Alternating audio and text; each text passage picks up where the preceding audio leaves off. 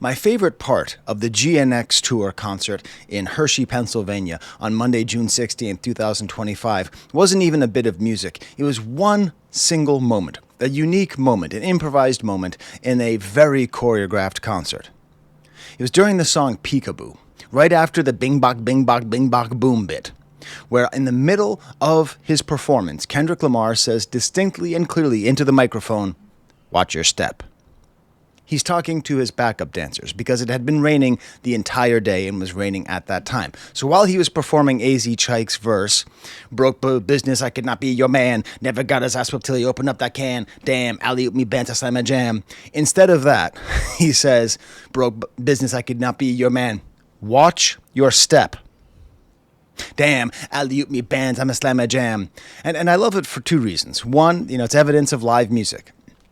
Even if it was all choreographed, and even if there is a backing track at times, he is performing his absolute ass off. The whole breath control and ability to do what he's doing, he is an absolute master of rap performance, and that's shown by the fact he's able to do it at that level of quality at every single show.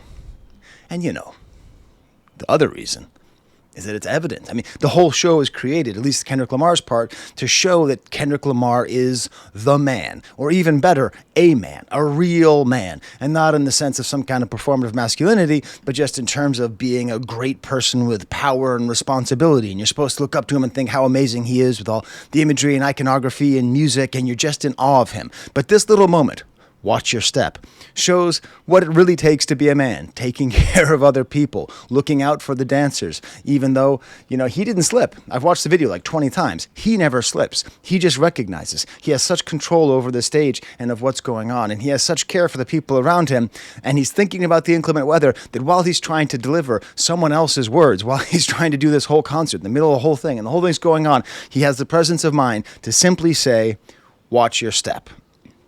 And that's what a man does.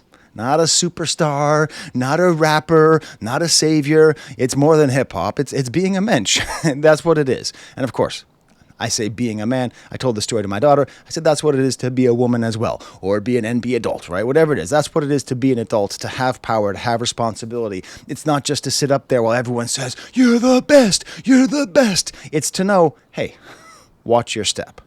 And that moment was a microcosm, I think, of the good and perhaps even the bad of the entire show. So I'm going to talk about this concert. I'm going to talk about it. I'm going to put it in the ranks of go up my ranks. I'm going to put it in the ranks of my top rap shows of all time that I've ever seen. It is in the top 10, but not in the top 5, despite the fact it was very good. I'm going to spoil the entire thing. His final show in the United States is tonight in DC, so I don't think it's a big deal unless you're in Europe. And I'm going to be talking about Kendrick and SZA. I am not as big of a SZA fan, which I'll be discussing. And listen, before you go any further, my style is my style. So thank you for auditing the Always Positive New Music Review Show, hosted by a French professor who often tries to bring some kind of very intellectual, contextualizing devices into his videos. That's not what my concert videos are. I really hope you watch them. I think they're some of my best work, but it's much more personal, my concert work. It's sort of a travel log. I try to talk, this was a graduation gift to my daughter. She just graduated high school. She loves rap music. She loves Kendrick. She loves SZA, the whole thing. It was a long road trip. We'll talk about it. And so I want to talk about my story. I want to talk about how I prepared for it. I want to talk about what it was like while I was there. I want to talk about the people who were around me. So if you were expecting someone to be here and break down all the, okay, he showed a pyramid which indicates that he's referencing the cult of Ra, and none of that stuff, okay? I'm just going to be talking to you about what it felt like and how it was from a critical perspective, but also a personal perspective. So if that's not your style, I get it. That's fine. You can move on. Throw a like anyways. Smash the like bucket anyways. Huh? I got up here 7 o'clock. But you can go on away. But if not, I want you to do what Kendrick Lamar asked me to do many times during the concert. Roll with me. Now, part of what I loved about that moment was the fact that it was spontaneous. And it's a very choreographed show. And I almost made a video. I almost made a contrarian video. I am known from time to time to make contrarian videos. sort of trying to deflate the hype that everyone has had about Kendrick played in Toronto. Oh my God, he played not like us. He played Euphoria in Toronto. I hate to tell you, everybody, but so what? Let me tell you why so what. Because he plays the same songs with the same dancers in the same places every single night of the tour. He played Euphoria in Texas. He played it in California. He played it in Hershey Park, Pennsylvania. He played it in Toronto. It's just another place. It reminds me of the Simpsons when Spinal Tap was on there, and they're trying to get the crowd psyched. They say, "We thought you knew how to rock in Shelbyville, but nobody rocks like." And then the bass player looks on the back of the bass, Springfield, and everyone gets excited because they feel that it's personal. It's not. Now listen, if Kendrick Lamar had played like Meet the Grams in Toronto, if he played an extra diss song, if he had actually played Not Like Us twice, if he had broken from the script of the show even a little bit, perhaps that would have been something to get excited about. But other than that, I feel like people are, I mean, it does mean something that he performed them there. I get it. I'm not saying it doesn't mean anything, but I think people were overestimating it, because the reality is shows at this level of stardom, this scale, are much closer to a Broadway show than they are to a concert in how they are scripted. And that is a strength and a weakness. Weirdly enough, I have all I ever wanted was a Black Grand National and to see a concert at Hershey Park. When I was a teenager, I was a big fan of the Grateful Dead, and my older brothers went to a concert in Hershey, Pennsylvania, to see the Grateful Dead 40 years ago today. Okay, June 28th, so in 10 days from now. June 28th, 1985, the Grateful Dead played a concert at Hershey Park. I also have a tape, because it's free to tape their concerts. One of the best shows ever. They played Terrapin, Tom Thumb's Blues, Sweet Estimated. It's great. Morning Dew's on there. It's a great show. And it's a famous show among Deadheads as being one of the best shows of the 80s, and it was raining back then just like it was now. And I knew it wasn't going to be like that, but I had kind of a romantic ideal, because the Grateful Dead, even if you don't like their music, which is understandable, they played over 400 shows throughout their career, and they never repeated a set once, ever. That's why you could go and see them. They never repeated. It was always different. And there's always this live, vibrant music. And so in a lot of ways, what I saw here was the opposite of that, because it was totally predictable. I knew everything, with save for one song, I knew everything that was going to be played. So instead of approaching it from that kind of fantastical perspective, I just want to say, okay, so that's not what it was, and it's understandable, because how can you possibly do that when you're playing in football stadiums? What kind of show was it? What kind of show? Not what kind of concert, what kind of show was it? Let's pretend we go to Broadway, where they're performing in residence. What kind of show is it? The number one thing the show is not for YouTube, everybody. Stop watching. Okay, I mean, I guess you're stuck now. You basically have to. But I am upset that I spoiled the concert a lot for myself. I can't help it. I watch a lot of YouTube commentary. This has been one of the biggest stories of the year.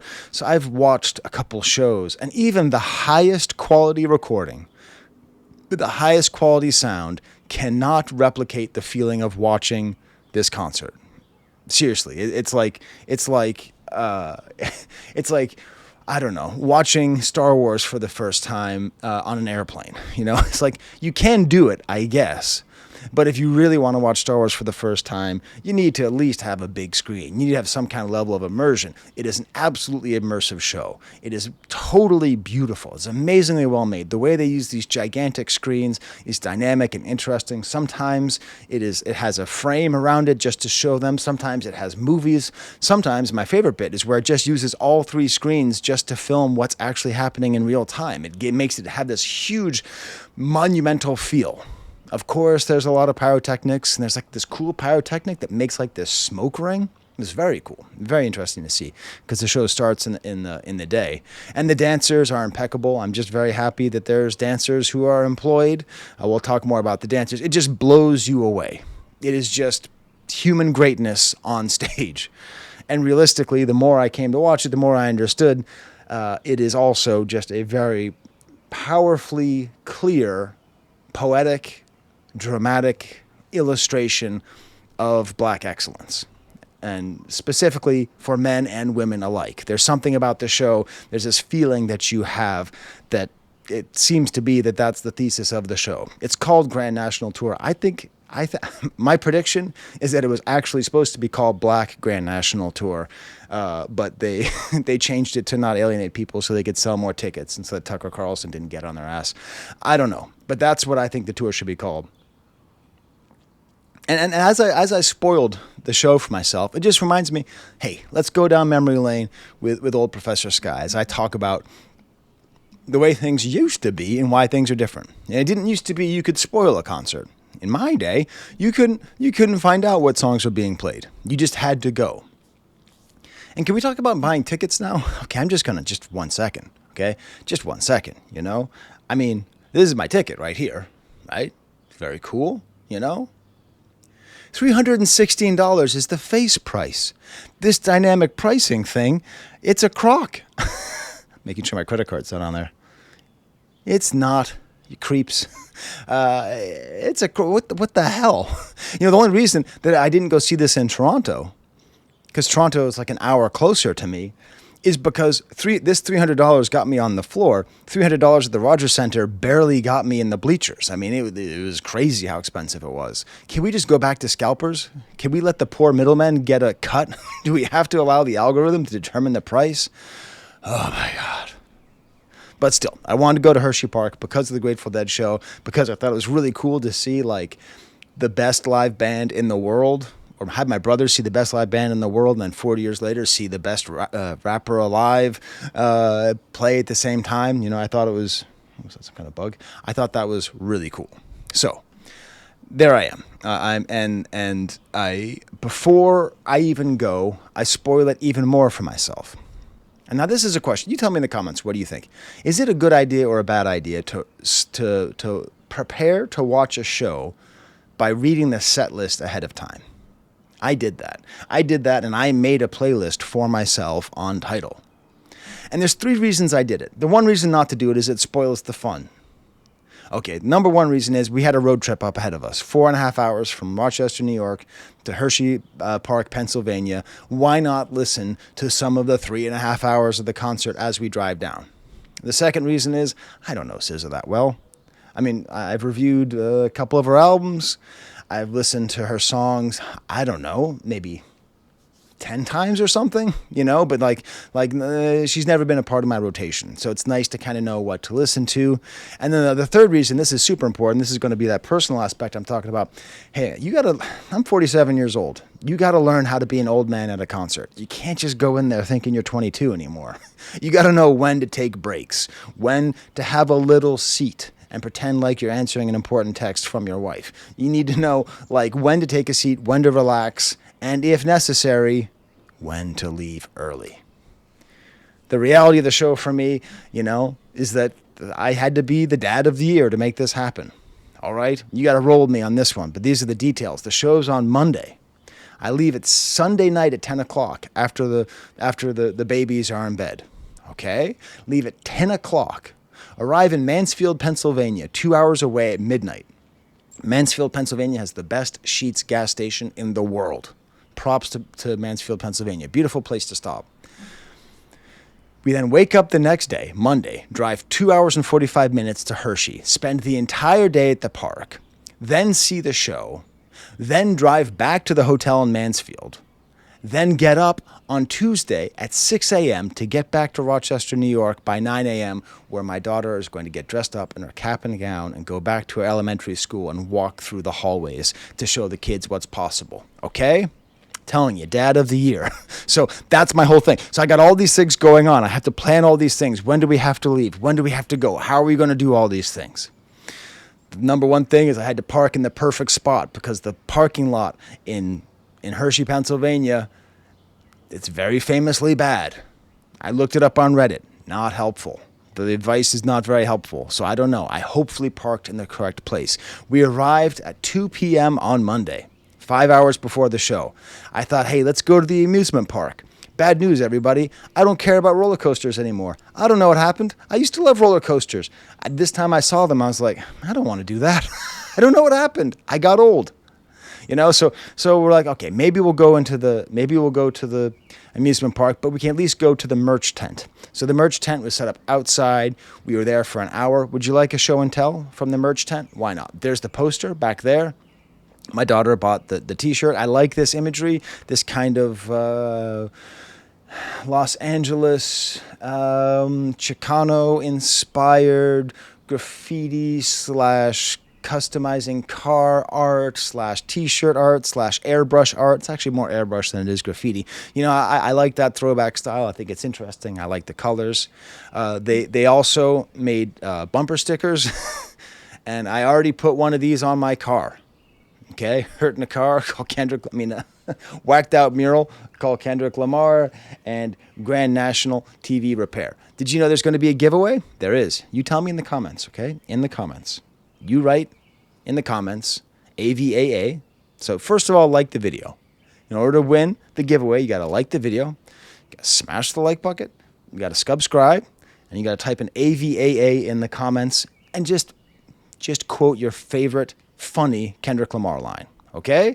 And then you tell me, do you want the TV repair or do you want the whacked out mural, call Kendrick Lamar? Okay, I have one of these on my car right now. I just happen to think it's hilarious. Okay, I don't know. I'll pick them at random, and I'll respond to the comment telling you where to email me with your address, and I'll send it out to you. Okay, so that's all really cool. I also want to give them credit for having a fake ticket that they give you at the gate, which is a very nice detail because everyone just doesn't have ticket stubs. You have to be a lunatic like me to actually order the ticket stub, which isn't even always an option. So that's really nice. So, the merch is good. There's like a tent for SZA's beauty products called Not Beauty. Okay, there's lampshading and there's lampshading. You can't sell beauty products and then say not beauty to act like you're not just being normative. It's okay. So the question was, are we going to go to the amusement park? $50, $55 to get in. I told my daughter we can either get merch or we can go to the amusement park. And thankfully, she chose the merch because I did not want to just sit there and watch her go on roller coasters for 5 hours. The good news is the chocolate store is free in Hershey, and so is the little ride that you go on. So that's cool. We got some milkshakes. They are worth the hype. In case you want to know, remember how I told you how Kendrick tells you how to be a man, and I don't mean how to be a man in a normative way. That's not what a woman is. How to be an adult, how to be a parent, how to be a father. Okay? It was Father's Day last week. There's chocolate and there's Reese's. Those are the main flavors. There's s'mores as well. I wanted to try the Reese's, but she wanted the Reese's and she wanted to try the chocolate. So what you do when you're a father is you get the one that your kids don't want and that they just want to try. So I got the plain Jane Hershey's chocolate shake. She got the cool Reese's one. And I said, here you go.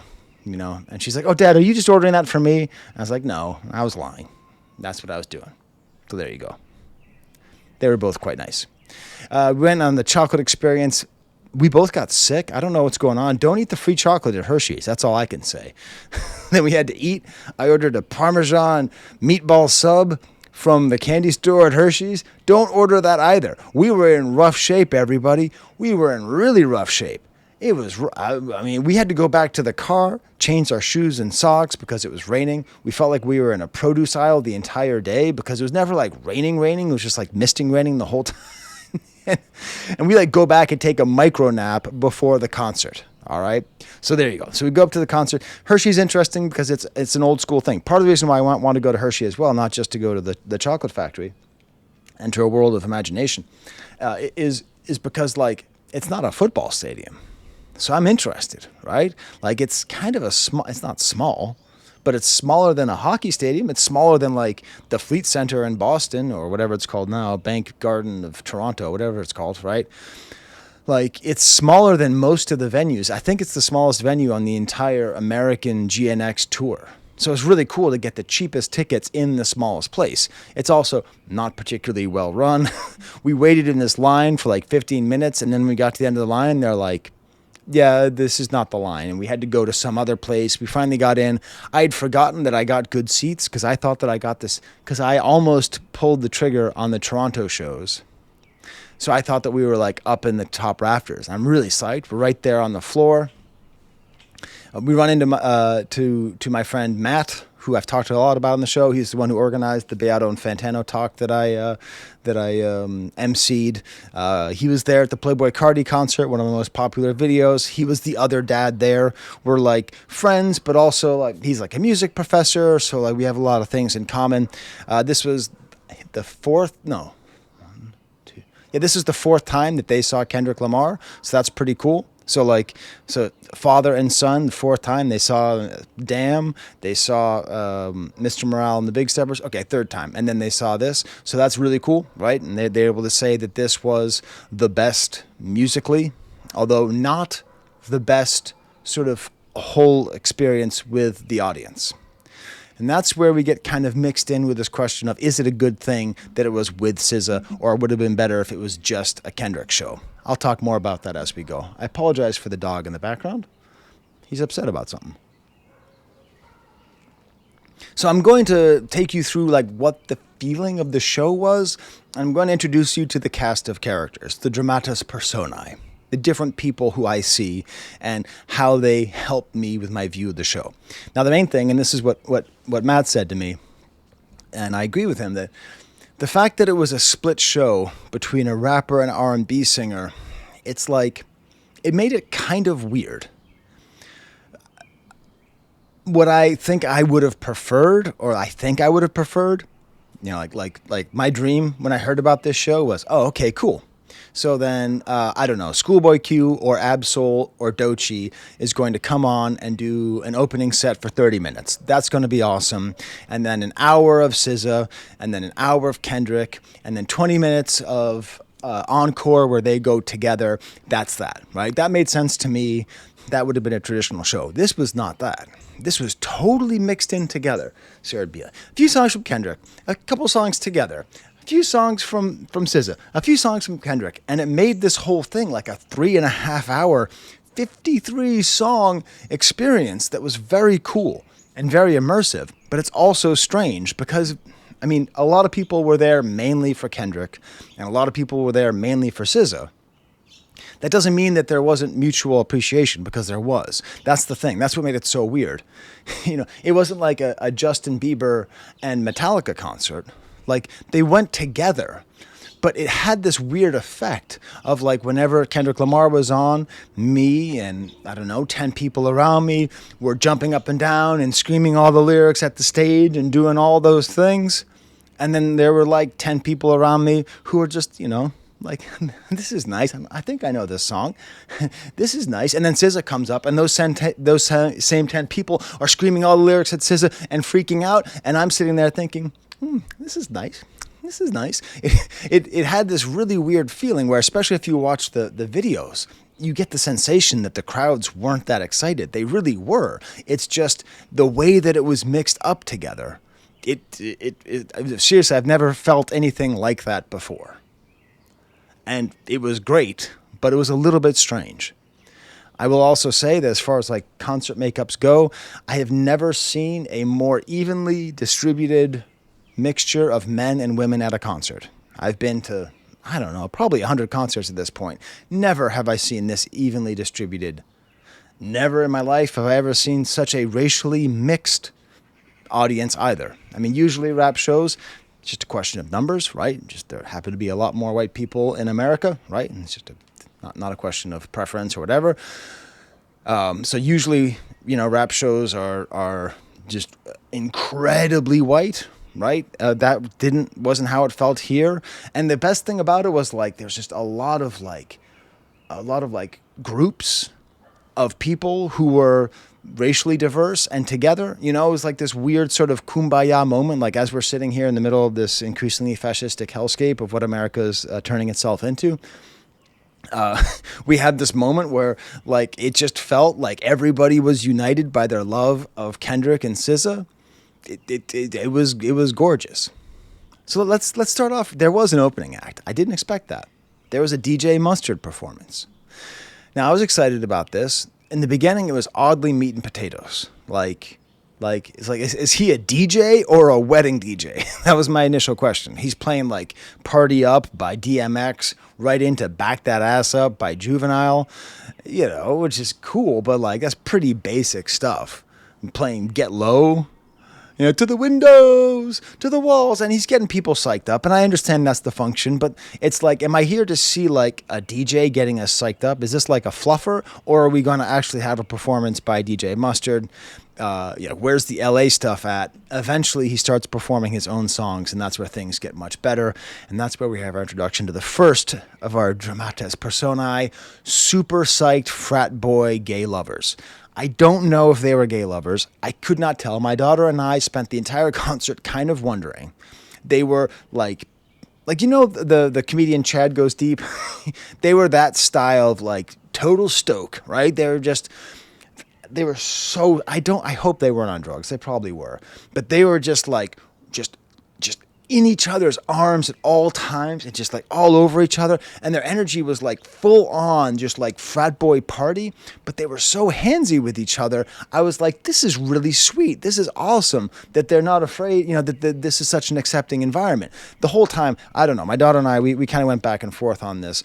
But like, they definitely went close to crossing the line, because they would like jump on top of the chairs and turn their back to the stage and start screaming at the audience. Like, the show is not about you, fellas. Okay? No matter what's going on here, whatever this beautiful thing is that's going on here, I'm not sure. But I will say though, they knew their shit. There's a Sheck West song and they knew every single word and they were screaming it at each other. They were looking deep into each other's eyes with their hands over their glistening bodies and screaming these lines back and forth to each other. I will say the absolute highlight of the DJ Mustard set, and one of the highlights of the show, is he demanded that everybody go arm in arm all through the stadium. He demanded that everybody, even if you're next to a stranger, go arm in arm and do, that kind of dance together. And so this is, I'm next to my daughter, so that's fine. But she's got someone on her side, and I've got someone on my side. These are going to become the stars of the show, the real dramatic personae. On my side, there is a earring shuffle guy, okay? He's like a pretty tall, right, pretty stout white guy with like kind of a thin mustache, an earring. He just kind of seems bored. Like, I don't know what he's doing here. I don't really know what's going on. He's not really, like, he's dancing to the music, but he doesn't seem like he's really that passionate about it. So that's earring shuffle guy. And I put my arms around him. And there's like, on the other side of him, there's like 3 young black kids who are sitting there and like they're super psyched. And I end up sort of like holding hands with one of them, like accidentally, because like we're doing the hands thing. And it's this whole kumbaya thing, My daughter has next to her a character who will be called Top 2 for a reason, this very kind of happy lady. And we're all just kind of going back and forth, and we're here in the rain, and we're in this moment. And at that moment, I felt like, you know what, brothers, my brothers, I'm sorry. I'm sure it was great seeing the Grateful Dead in 1985. But whatever kind of cool hippy-dippy vibes was going on in 1985 in June, here I am with my arms, holding hands with a stranger, essentially. My arms around this guy, and we're all just going back and forth. And then he plays Fiend. Hey. Here's a question. Is there any song on planet Earth better at getting you psyched up than Fiend? Go ahead. You tell me in the comments, and I'll tell you you're wrong. No other song gets you as psyched as Fiend. And then he like oddly plays We Are Young by Fun. And then even more weirdly plays Party in the USA. But hey, we're all here for it. We're all here for the Party in the USA. Then, of course, they play a Chanel commercial because Kendrick Lamar is becoming a spokesperson. My daughter says, because one of the songs, the chorus was, "I don't care about you, bitch." And she's like, I do have kind of a primitive fear of walking past a bunch of 20-year-old men screaming, "I don't care about you, bitch." She ends up talking to the Top 2 lady. Why do I call her Top 2? Because she was talking, she was just by herself. Very cool move, going to a concert by herself. She was probably in her like early 30s, and she's like, yeah, Kendrick and SZA are my top 2 on Spotify for the past 5 years. So that's why I call her Top 2, because this was her day. This was her moment. She could not be happier. Earring Shuffle Guy sitting there playing Pokemon Shuffle on his phone in between the sets, just looking totally out of it, like couldn't care less. He then starts playing blackjack on his phone. I'm like, Jesus, man, come on, feel the vibe around you. He then starts playing some kind of like trivia game where he answers countries. I mean, like says like what countries do what. I'm just like, what's going on here? You know, that's my initial judgment on Earring Shuffle Guy. We'll see in a second. And then it gets ready to have the show. What do you think is my favorite song of the concert? I'll give you a hint. There's two answers. There's the answer if I'm being cool, and there's the answer if I'm being real. What was my favorite performance? I'm asking you to do too much in the comments. Oh, I'm sorry too. Yeah, no, what? It's fine. It could be international. It could be international. I'll send the bumper sticker internationally if I have to. So which of the 53 songs was my favorite? So it starts off with, and I'm not going to go over every single song in great detail, okay? 53 songs, that's too many. But it starts off with Whacked Out Murals, which on the drive down to Hershey, Pennsylvania, I realized is my favorite song on the album. I've come to realize it's my favorite Kendrick Lamar album, okay? And that's why I love this bumper sticker so much. But I just love the energy of the song. I love the break where need a back on a tape deck. Just that moment. I love the viciousness, the clarity of it. And the biggest disappointment of the show is the mics weren't working. Now, we did get there at 2 o'clock. We heard the sound check, but I guess it didn't work because you couldn't hear Kendrick Lamar for the first, 30 seconds, which means I couldn't hear, yesterday somebody whacked out my mural. I said to make it move like, but I couldn't even hear that. So it was pretty disappointing for that. He then pops up in his car, and he's actually rapping inside the car, but it was just mixed in a weird way. And his voice at this point, it wasn't warmed up, so it was super kind of nasally, and they made the effect like the car was doing a burnout, and he's rapping in the car. But when he gets out of the car, it's awesome, because they had been filming him inside of the car, and at this point you don't know, is this what's actually happening, or is this a pre-recorded bit? And when he gets out of the car, it was like a movie. That's what I'm saying. You can't understand this if you're watching this on YouTube. It was like you were watching Star Wars and Darth Vader popped out of the screen. It had that feeling. I love that he repeated the Anita Baker line. And then we have the deposition scenes interspersed, the sort of satire of Lil Wayne's famous deposition, where he just is insulting the symbol of white supremacist power that was the person directing the deposition, with being sort of a trickster in his interview. Leads into Squabble Up.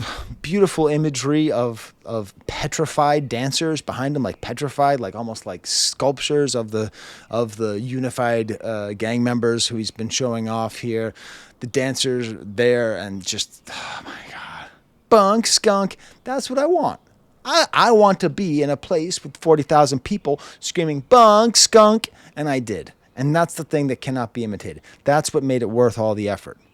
That's what made it worth it for my poor wife to have to watch our two babies all by herself for 2 days so that I could be surrounded by 40,000 people next to my daughter, top two, next to Earring Shuffle Guy, and scream, bunk skunk. Then King Kunta came on. I got to say, I did not like the Pimp a Butterfly songs in general. Just something about the mixing, something about that era doesn't seem to go with this era. It was just too bass heavy. It just sounded kind of off. We then got to Element. This is where I started to notice something. Earring Shuffle Guy is the man. This guy doesn't just know every word. This guy knows every word. He is, that meme of SpongeBob levitating off of, listening to an iPod and levitating? This dude is levitating the entire time. It turns out those three black kids next to him, they were all there together. That's what I'm talking about, the kumbaya. And they're screaming back and forth at each other. And they are just having this moment. And it's this beautiful thing, because that's what I'm talking about, right? Music allows us to do so many things. Allows us to show a level of emotionality, especially for young men who are encouraged to not be very emotional, to not show it. To see these young guys, I don't even know if they were 20. I mean, they were really young. and to just be unified by this music. You know, we're here in rural Pennsylvania, you know, real Trump country. I don't know. If you're from Pennsylvania, you can tell me if Hershey is not Trump country. It felt like Trump country to me. I'll tell you that much. And just to have this great unified moment and just shuffle, man. Where did you come from?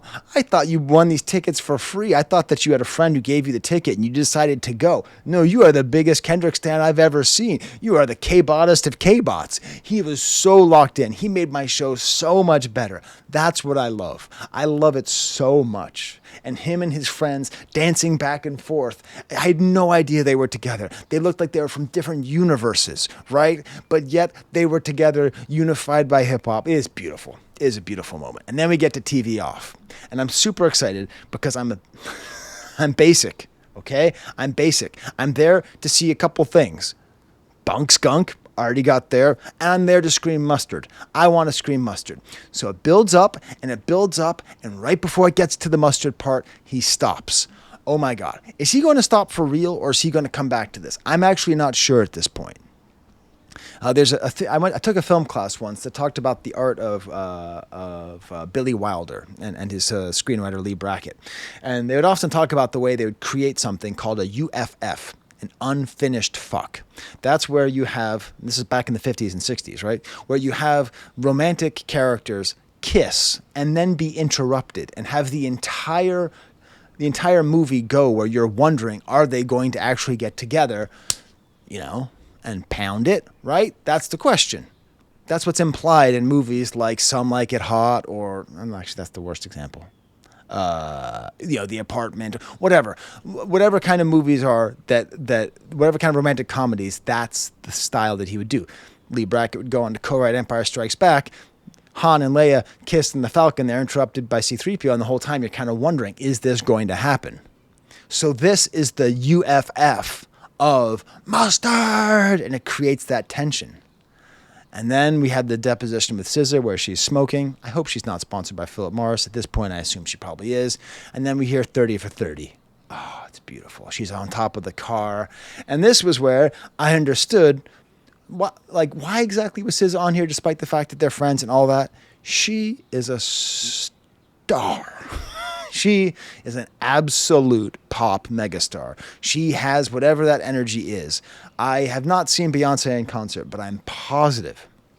I've not seen Taylor Swift in concert, but I am positive. Whatever that thing is that they have, that's what SZA has. You just see her, and it's not like Kendrick is not a star, but he's a rap star. He's not... And then goes into Love Galore, and this is where I realized that the crowd was actually more of a SZA crowd than a Kendrick crowd. Broken Clocks. She says how it's so close to Jersey. It's like she's basically home.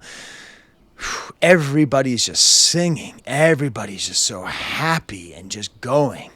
And then I sit down for the first time in the concert. I look at the set list on my phone. I realize it's going to be a couple more SZA songs, so I sit down. They were going to have a new dramatis personae, bug-hating SZA stan. There are these girls behind us that I can hear when I sit down. I think girls because no, they're women. I think they're women. I'll call them ladies. Bug-hating SZA stans, and SZA loves using imagery of bugs, like a lot of bugs, and a lot of it's kind of gross, like kind of gross bug stuff. And every single time that, I'm gonna be sick, but then every single SZA song that's played, they acted like they had no idea it was gonna be played. They were like, oh my God, I don't know what they expected. I sort of expected they thought they were going to go to the show and SZA was not going to perform any songs at all, because every time she started playing a song, they reacted with, oh my God, I'm going to cry, and they sung every single word. And they were like, those two women were just like, Shuffle Earring Guy and his friends, just this passion and this love and this unchecked emotion. That's why you go to concerts. That's why you reluctantly pay $316.15 and then drive 4.5 hours so that you can get that experience. It really was awesome. And meanwhile, top two, there was an extra seat. So top two invited her friend to come down. So she had a friend with her, and they're just sitting there together, And of course, I don't mean to be too kumbaya. I know, I understand. We're trying to live in a post-racial thing, but the fact that it's a white lady and a black lady and they're together, and the next side of me, it's just like, I'm sorry, I have to point out because I've not experienced that before. I just have not experienced such an amazingly racially unifying concert in my life. Like, in terms of gender, in terms of race, I think that was part of the idea. It's like what makes our nation a grand nation. That's right, ghouls. That's what makes our country great, is its diversity. So yeah, this was the point where I really started to understand the show. You know, not just because of this great unifying thing that was happening in the audience, but just because of seeing these two artists and understanding that they filled different niches in music. But that, you know, I think even with the song Luther being such a big song and connecting to Luther Vandross and Sherry Lynn and Marvin Gaye and Tammy Terrell, all that like, I think what Kendrick is really trying to do with this whole thing is show off black excellence in its totality. Now, obviously, it's not its totality, right? But in at least a more global way than just as a great rapper. And that's where I started to understand this, and I realized, holy cow, this guy is selling, these two people are selling out football stadiums in a way that, like, only Morgan Wallen can do in our country. And they're doing it as authentically as this. And then there's this kind of sensuality to the song, The Weeknd. I don't know. You know, I'm going to say something kind of silly, but I sort of feel like SZA is like a cross between Missy and Aaliyah. Is that too cheesy to say? That's the feeling that I get from the way that she presents herself, the way that she moves, this kind of like interstitial bit with a car, like this movie about a car and about hate and love are fueled by the same thing, and then they start playing Euphoria. Kendrick Lamar is driving a GNX. I don't know how many gears there are in a GNX. I'm going to assume it's a 6-speed. I thought he was in 6th. When he starts playing the diss songs, this guy hits the next gear. Oh my God. This is also cool because, like, where is he on the stage? You don't know where he is on the stage. It turns out that giant screen that you thought was the entire stage is just a screen. And it splits apart, and there's another backstage behind it. The stage goes back deeper, and he's so much energy. And they slightly changed the sound a little bit, so the kind of curling sounds are louder. And it was just so beautiful. Super duper props to both the potentially gay frat couple 5 rows ahead of us and to Earring Shuffle guy, masters of singing along to rap songs without even mouthing the N-word. It's a fascinating skill that one has to have if you're going to be that animated at a rap show. And so I got clenched, you know? We don't want to hear you. I'm like, I don't want to hear you say what you don't want to hear. But there's just this pause, and it's just absolutely beautiful. And then we get to the song, Hey Now. Actually, you know what? I just see my wife in the background. I need to make sure she's all right. I'll be right back. It's all good. She just came down to make some coffee. So yeah, that was beautiful. Euphoria was great. And then we went to Hey Now. This is where the dancers just got better and better. They were just kind of like walking in this really low position. Like, the choreography matched the feeling of the song perfectly. The choreography was great because for the most part it wasn't super flashy, but it just added sort of depth and really helped emotionally illustrate the feeling of the song. This had one of the funniest moments. And if you've been to the GNX tour, can you tell me, did your crowd have the same problem? He kept on saying to sing along to Hey Now. How do you sing along? Hey now, ho now. Hey now, ho now. So do you sing along with him when he says, hey now, ho now? Or do you sing in the interim? So is it like, hey now, hey now, hey now, ho now, hey now, ho now, hey now, ho now? Or are you supposed to sing along with him? He seemed to be getting annoyed with us, but I didn't know exactly how to sing along to the song. When it comes to Kendrick Lamar's choreography, I want to say that he is the best moving rapper, not the best dancing rapper, okay? Like, obviously not. But he's the best moving rapper. He has a way of moving in a subtle way, and especially a way of walking, which again illustrates the emotions of the song, communicates a gracefulness like that of a dancer, but is never actually dancing. I really don't know how he does it, but it is absolutely impressive. And it's it's just a reminder, the first time I saw him perform was in 2013 at the Yeezus show in Toronto. And he was fine, but he was just like a young kid, like rapping, I remember, like, I think he was wearing Timberlands at the time, and he was just like, not Timberlands. And he was just like kind of stomping. I remember just thinking, like sitting up there and seeing him being like, first of all, man, that guy looks really, is he really that small? I don't know what it is. But like, and just like, it was sort of like Godzilla-ish. Whereas now he's just so smooth. Then reincarnated, a nice kind of down moment. Very, very interestingly designed so that all the dancers are sitting on a diagonal. I feel like I finally, listening to Reincarnated, even though I've heard the song however many times, I feel like I finally understand it. The worst thing you can do with the song Reincarnated is try to decipher it. It's a story. It's not an illustration of a historical fact. He's working in archetypes. I'll let Cole get to it when he gets to it and dissect. Maybe he already has. But the most important thing, the worst thing you could do to that song is say, oh, this is about this person. It's like about all black entertainers over the past 100 years, the way they've been treated and the way that they get corrupted by the industry, including himself. But that's, okay. Then we get to Humble. This was where, so the whole time I was watching, I was like, the thing I really like is that all these dancers, they're not trying to be too hot. I mean, obviously dancers are always like really attractive because all they do is just learn how to move well and have good bodies, right? But I was like, they're really not kind of showing off. It's not like super sexualized. And then I saw them for this song. I was like, I might need to reassess that because they are as you kids say, fine, very fine dancers. But the way they interacted with Kendrick was really nice. I really like that one of them was dancing with a purse. Like, to me, that felt like they were trying to inject a certain amount of verisimilitude, right? Where it's like the way that people actually dance in an actual club. Like, it's a lot of women when they dance, they have the purse on them. What are they going to do? Put the purse on the bar, right? Then we get to Backseat Freestyle, which was my favorite song back in 2013, and is still probably I love that song, and just the money and power, and then the word respect.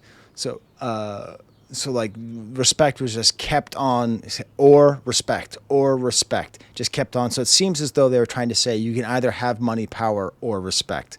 But I don't know. It was a beautiful moment. Everyone was singing along. Then Family Ties, where there's kind of a freestyle over Baby Keem's part. Not a freestyle, but like he's like rapping over, not his bit, not the smoking on top five. There's some town in Pennsylvania called Shamokin Dam. I drove through a Shamokin. Anyways, he's not Shamokin Dam on top fives, but it's kind of cool. And then leads into Swimming Pools Drank, which is like a cappella, which is really cool. Like an interesting way of doing that song because there's no beat. But this is where he's getting a little bit more experimental. This is part of where, if you're a Kendrick fan, you're happy because you're seeing something different. And then there's the reimagining of Mad City, where instead of the Mad City beat, it's Sweet Love in a Tape Deck. It's Sweet Love by Anita Baker. And this was beautiful. This is beautiful. I love this song, obviously. I was, earring shuffle guy. He and I, we made brief eye contact. It was cool. Like, we both were like, yeah, this is it right here. This is just an amazing interpretation of the song. The dancers were stomping on the ground to essentially make the drums. It's a totally new idea. This is kind of like the way that at the Super Bowl, the beginning of Not Like Us was different. I mean, just having like, yak, yak, yak, not be a hype up line, but just have it be like, by the time the end of the song, every time I go out, I hear yak, yak, yak. Leads into All Right, which is probably the best of the Butterfly songs. It's just beautiful imagery of behind of like check cashing stores and pawn shops and all the kind of exploitative, food stamps, all these kinds of symbols of urban poverty mixed in with the lyrics, very meaningful. But again, the bass is just too loud. Man at the Garden is one of the best. imagined scenes because they intentionally make him look small. He's sitting on top of the GNX car on the hood, and the screen behind him is really small. And as the song goes in and as he starts to say, I deserve it all, the screen gets bigger and bigger until he completely fills it out. It's beautiful. And then SZA comes back. Bug hating SZA stands behind me, just go, the fucking bugs. It's so funny. She just goes, the fucking bugs. She must have been so conflicted because she's terrified of bugs. She's got entophobia. I don't know, what you call a fear of bugs. She's terrified of bugs, but every single word that comes out of SZA's mouth, she could not be happier. They play Scorsese Baby Daddy. I really like that song. F2F. She explains this is a song about a guy effed because I missed another guy. It's like, yeah, we know. At this point, I don't understand if she has a live band or not. I believe she has a live guitarist and a live bass player, and I think there's a live drum set, but I couldn't tell from where I was sitting because they were completely hidden. So it could have been live music. It's pretty cool. I do have a rant to go on. Both of them, at multiple occasions, talked about this is for my day ones. If you're not a day one fan of mine, then you don't understand. First of all, even if you're at a show just of your fans, don't say that. It's alienating. Some people love your music and came on to your music later, you know? So I've been listening to Kendrick Lamar since 2013. That doesn't make me a day one. I'm not a Section 80 fan. I'm not a K-Dot fan. I'm not a real fan. So what am I supposed to do? Just sit there and go, I suck, huh? I really should have known about that when I didn't know about that. Like, I don't know. But especially in this kind of blended audience where 50% of the people are there mainly for one person and the other 50% of people are mainly for the other person, don't sit there and be like, you won't like this. Because like, yeah, baby, you're right. So anyways, this is my rant to artists. Don't say, this is for my day ones. Your day ones are probably not in Hershey, Pennsylvania. That's all I'm going to say. Interesting interaction with the guitar player. Kitchen. She rides around on a big ant. I love it. This is that Missy energy, right? That just like, hey, I can be weird and you're just going to go with it because I'm so good. I love the absurdity of it. These curtains of sparks behind this giant ant. Then the song Blind. This is where Earring Shuffle guy really, really freaked me out because he knew every single word to this SZA song. He's sitting there like, my pussy precedes me, you know? That's the world that we live in, everybody. That's the beauty that we live in. I know I'm all kumbaya right now, and I'm not pretending that the gender and the racial diversity of this one concert is a sign that anything is all right or anything is good. I'm just saying in that one place is good. And to have a guy who, if you saw him on the street, you'd probably say, oh, that guy's probably a racist, sexist dude, you know, just super, just kind of rural Pennsylvania looking dude. And he's sitting there screaming, my pussy precedes me. So that's what I would like you to do in the future, okay? Let's say you're walking around and you see one of those guys, you know, like the kind of bald head and like looks like they want to just go golfing, like a real MAGA guy. Just imagine every time you see a MAGA guy, just imagine him at a concert screaming at SZA, my pussy precedes me. It's great. Beautiful. Old Dirty Bastards there for a little bit. I liked it. It was nice. And then the song Low, which is my favorite song. My daughter made me film a TikTok where I did a Peter Griffin twirl to the song Low. I don't know if I'll ever release it. I believe she touched her private parts during this bit. That was exciting. And then the Kendrick and Lamar and SZA come together. This is where it helped to have read the set list ahead of time because I knew this was all leading up to All the Stars, which I'm about to say something. It's not that good of a song. Sorry, you all just attacked the screen. It's the sound of 1 million people unsubscribing at once, and I don't even have 1 million subscribers. All right? I just don't think it's that good of a song. It doesn't have a hook. I said to my daughter, it doesn't have a hook. She said, yes, it does. I said, what's the hook? She's like, how about the stars? Yeah, if you can't sing the words, it doesn't have a hook. Anyways, so first we get the song Doves in the Wind, which is a song that just says the word pussy too much. I don't want to sit next to my daughter, you know, like when you used to watch movies with your parents and the sex scene would come on, you get all uncomfortable. This is that kind of song. I don't want to hear that. So I went to the bathroom. I had my little bathroom adventure. The bathrooms at the Hershey Stadium Park, they are old school. This is like the like old Fenway Park or Boston Garden, almost a trough, really rough stuff. So you go there, but I'm in rough shape at this point. I'm super tired. We've been rained on the entire day. I go, all right, I'm just gonna go get a bottle of water because I know my daughter is tired and is thirsty. So I go up there and I $5 for a bottle of water, and they bring me out a cup with a lid and a straw in it. I said, no, I want a bottle of water. And the man said this. The man said these words out of his mouth.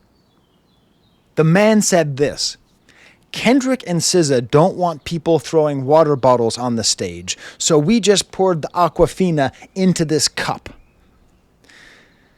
My friend, nobody buys Aquafina water because it's Aquafina water. They buy it for the bottle. You buy bottles of water for the plastic and the cap. That is the purpose of the bottle of water. So I say, fuck it.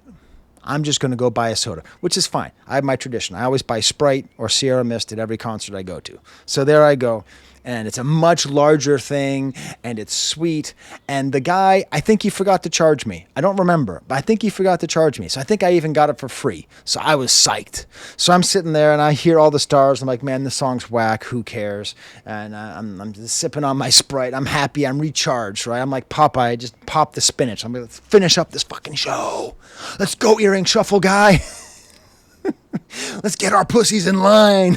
You know what I'm saying? And I leave out because it's in this little interior area, and I leave out and I walk into the stadium, and everyone has their cell phone lights out, and SZA's singing about all the stars, and I go, Sky, you dumbass, this song is amazing. I had the full moment.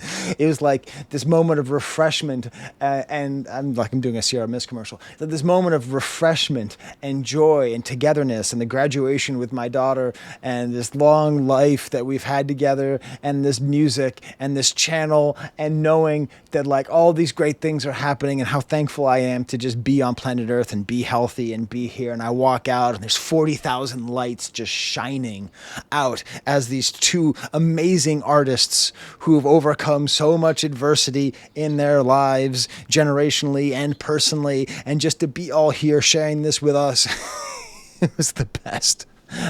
And my daughter was so psyched to have some Sierra Mist. And there's never been a human being on planet Earth happier to have a sip of Sierra Mist. The most, I guess, soda of all time. Is Sierra Mist okay? I guess. Then we get to my favorite song of the concert, If I'm Being Cool. If I'm Being Cool, my favorite song was Love. To me, this is the perfect duet between SZA and Kendrick Lamar, even though SZA doesn't even sing on the original song.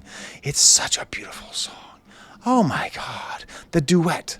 It's so nice. And of course I got the Sierra Mist going, and they're kind of doing the little two-step dance, and it's just so, I didn't expect it. Like I like Damn, but it's not my favorite Kendrick album. I guess now it's probably like my third or fourth favorite Kendrick album, right? Like I like it, but like, good God, this song is amazing.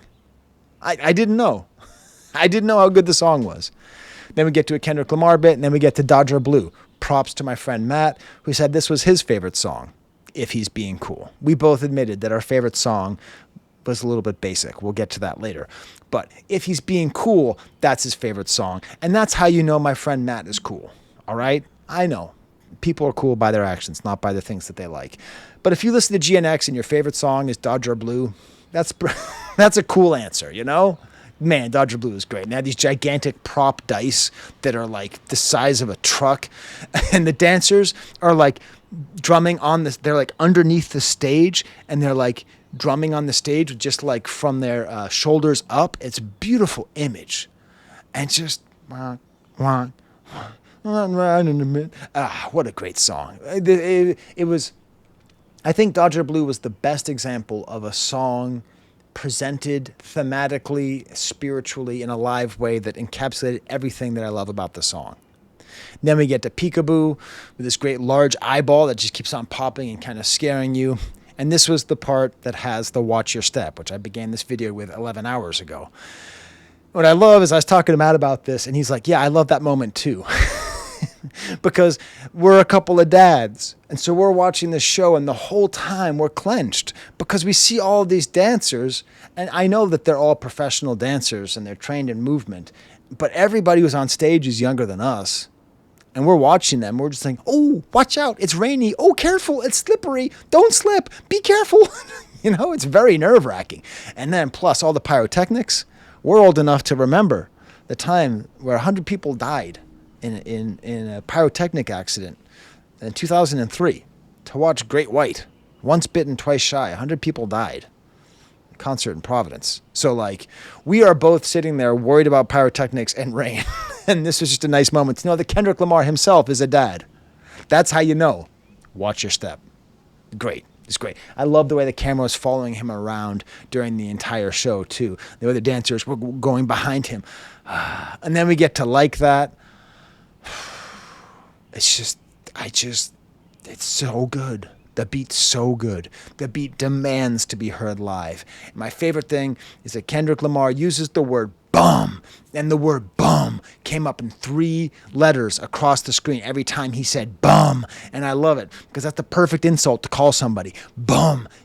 Just awesome. And he's talking about Drake, and you feel it. That's in that 6th gear. DNA has some old family imagery. Then good credit. I love it because they basically put all of the action behind that screen. So there's 2 depths of the stage. So everything happened in the deeper layer. They're all kind of dancing and raging, and you can barely see through a little split in the curtain. And it gives you that raging feeling that the song has. And as somebody who defends Playboi Carti, I loved seeing this. Count Me Out, which then leads into Don't Kill My Vibe. Very cool. Money Trees. The dancers are playing telephone. This is where Kendrick says this is his first time in Hershey. Hello, Springfield. Great close-up, though, with this song where it's just him on all 3 screens. Just beautiful. Poetic Justice. It's funny, right? Playing a Drake song. A song with Drake, but without Drake, obviously. Just amazingly badly mixed, though. This song just didn't work at all because it was just mixed so poorly. SZA comes on. I Hate You. I love this song. I forgot how much I love this song. You want to know if I hate you? I do. It was great. Or I'll just sit there flipping birds to her imaginary ex. Shirt led into Kill Bill, which had this praying mantis thing. Beautiful, just imagery of a praying mantis killing its mate, which matches the song. Very unsettling. She's not afraid to be unsettling. Very unsettling. The women behind me, the ladies behind me, they were loving it and hating it at the same time. Snooze was good, but I kind of tuned out a little bit. And then she premiered a new song. Remember how I was going on and on? It's so predictable. Everything's the same. The Grateful Dead are better. Have you heard Phil sing about San Anselmo on Tom Tom's Blues? You know what I'm saying? And then they play for the first time in the entire tour the song Drive, a song I don't really know that well, but it was beautiful. She said she dedicated it to Dave Free and then laughed. I don't know. I don't get the joke, but I loved it. I got to see a tour premiere where she's like this butterfly person. And she's like, she's got these wings. And then she starts to lift up and she has this huge train that's like a cross between like a butterfly's cocoon and a spider's web. I got to get my head right. And all of a sudden she lifts up and she's flying. And that whole long train of the dress is gone. And she's just flying. And they put on all 3 screens, not images of her, but images of the starry night. And she's singing the song Nobody Gets Me and flying around like an iridescent butterfly. And it's so beautiful. And at this point, I believe that the bug-hating SZA ladies behind me turned into beings of pure light. I believe they transformed their existence for those few minutes. They could not handle it. I could barely handle it, and I'm not that much of a SZA fan. Just watching her flying through, I know that she was on wires. I'm not stupid. I know she's on wires. But also, she wasn't on wires. SZA can fly, everybody. That's the feeling that you can't get. And then played that song. Rich Baby Daddy, Shake Your Ass for Drake. Now shake your ass for me. My daughter and I both hesitantly admitted that was a highlight of the show. That song rules so much. It's a twerking song, but it's a good song. And then the BMF song, I just don't like that song. Kiss Me More, super pop. Like, she's a pop star, R&B star. Kendrick comes back. Funny interaction between Kendrick and SZA in this little movie. Then we get the preview of Tiramisu. Shout out to Jeremy Hecht, the new song. N95, his voice is just... This is... The worse his voice was, the happier I was, because the more that was evidence that it was really him rapping. You know, there's a thing with SZA too, where sometimes she'd let the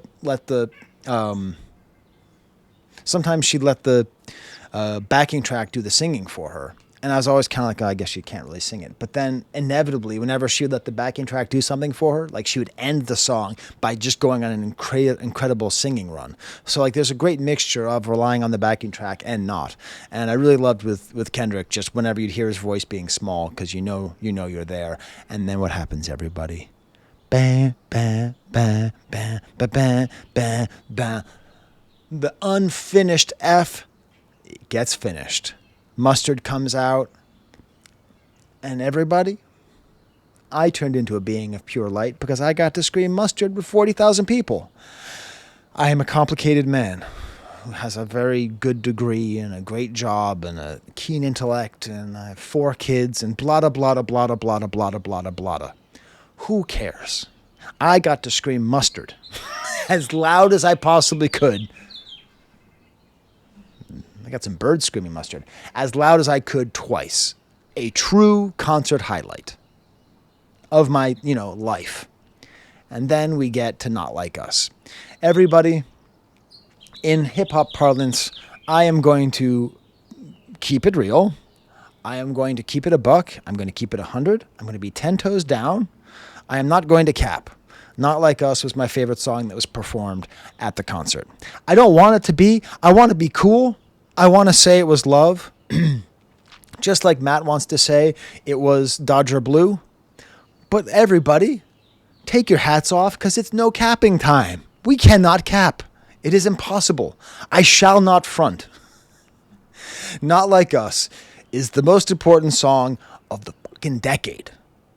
It is the era-defining song for pop culture and hip-hop culture of the past 5 years. And I got to see it performed live. I got to see it performed when it came out. This was seeing Smells Like Teen Spirit in 1991. Okay? That's what this was. This was seeing Bob Dylan perform The Times Are Changing in a frickin' coffee house in Greenwich Village. Okay? This is it. You cannot, the song, there's no amount of praise that the song can receive that is equal to the power of the song itself. The 5 Grammys don't do it. The BET Awards don't do it. The sales records don't do it. The streams don't do it. It is an incomprehensibly powerful song. And to get to see it in concert was worth all of the effort, even if the rest of it wasn't as good as it was. Getting to see this moment where everybody, all 40,000 people, knew every single word of the first verse. Okay? All of them. SZA fans, concession stands, the guy trying to sell me a cup of water for $5. Okay? He's sitting there and he's going, say Drake. Everybody, say Drake. Everybody, say Drake. And is there a more unifying anthem, even if it's an anthem of division? Because it's an anthem of togetherness. Oh my God, it was amazing. So I am going to keep it 100 and tell you that was the best song, because it was just so amazing to see. He featured the name of the artist who did the art behind him, a woman named Lauren Halsey, who is a artist from Los Angeles, from South Central, I believe, born in 1987. So there you go. At this point, I have to become an old man. I apologize, everybody. I knew what was coming. Good night, Springdon. There will be no encores. We had to leave. I just simply could not get stuck and 2 hours of traffic, and then drive 2 hours and 45 minutes, and then sleep for 2 hours, and then drive for 2 hours. I just can't do it. So I told my daughter, we're going to have to leave. We're going to have to miss Luther and Gloria at the end. But fortunately, it took us a while to leave the stadium. So while we were leaving the stadium, I'd like to introduce you to a new dramatis personae, Dorky Dad and Daughter. We left listening to Luther. And when you leave listening to music, you're walking through the crowd. They're singing and I'm singing the entire time. And so is my daughter. Fa, fa, fa, fa, fa, fa, fa. So that like I feel like I am Kendrick and she feels like she is SZA, and we're walking through and we're getting rained on and everyone's sitting there and smiling and I'm singing, and I pray to God at least one person who's ever seen my videos was in the audience and saw me walking down the aisle like I was Kendrick Lamar singing Luther, because even if I sat there and watched it, I'm sure it was great. It wouldn't have been better than my daughter and I performing a duet for all the people of Hershey, Pennsylvania as we tried to run to the car. We were already on the tram by the time Gloria started. We ended up being stuck in traffic for 45 minutes, made it back. So that's my review of the GNX tour. You want to know where it places? Now, first of all, most of the worst concerts I've ever seen are rap shows, okay? My favorite rapper of all time, Jay-Z, was one of the worst concerts I've ever seen because he showed up, played for less than 10 minutes, and then left. De La Soul was one of my favorite groups. I've seen them twice in concert, both times, two of the worst shows I've ever seen. Wu-Tang Clan, they were terrible, okay? These are just my experiences, groups that I love. So, number 6, Kendrick Lamar 2025. Amazing show. Number 5, the Up in Smoke tour.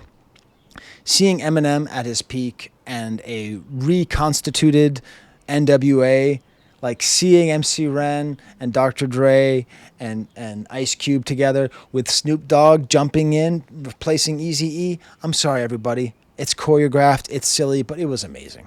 Number 4, Public Enemy in 1991. The S1Ws were there. The Flavor Flav was on top of it. It was just an amazing show. Number 3, not the Beastie Boys, but the Roots, when they opened for the Beastie Boys, the Worcester Centrum, I don't know, 1990-something. I'd never heard of the Roots. I didn't know who they were. This was Illadelph Half-Life time. And they opened for the Beastie Boys. And I can tell you, the entire time the Beastie Boys were playing, I was thinking, how do I get to a record store? I need to buy the Roots. I'd never seen anything like it. Just completely blew my mind. Completely blew the Beastie Boys out of the water. Number 2, best rap show, Playboi Carti. See my review if you haven't seen it. I don't even know if he was there. And the best rap show I've ever seen was the Siza show in 2013 in Toronto. You can't beat that. Kendrick Lamar opening in 2013. Drake getting a shout out in attendance. Yeezus at its best possible performance. What a show. So those are my top 6. I think number 7 would be the Hot Boys and Rough Rider show. So these are my Patreons, okay? They give me money so that I can like do stuff like all this, you know? So I want to thank them very much. You can join me at patreon.com. You can buy my mug. You can really just smash the like bucket. That would really help. Also, I ask if anyone wants like specific shout outs for specific shows, right? So I did get a lot of people who said they wanted shout outs for this video because, you know, who doesn't like me talking about Kendrick? Oh yeah, these are my super subscribers on YouTube. You can also join me on YouTube. And look, hey, is your name there? Are you a super subscriber? Thank you very much. So these Patreons wanted a shout out. Orson Chen, Neelio K, Miss Liz, Michael A, Andrew Lee, T. Verga, Arvin Mendoza, Gage Calvin, Andrew Thompson, Tanisha Ann 2984, EK, and Faquini Kut. I believe that's supposed to be pronounced funny cat. All right, how long was this video? Good gravy, 1 hour and 13 minutes. Well, if you're still here, props to you. I'll tell you what, if you're still here and you put a question mark at the end of your quote, I'll count yours twice. So you'll be twice as likely to win one of these bumper stickers. Okay? All right. Until next time, There's the camera.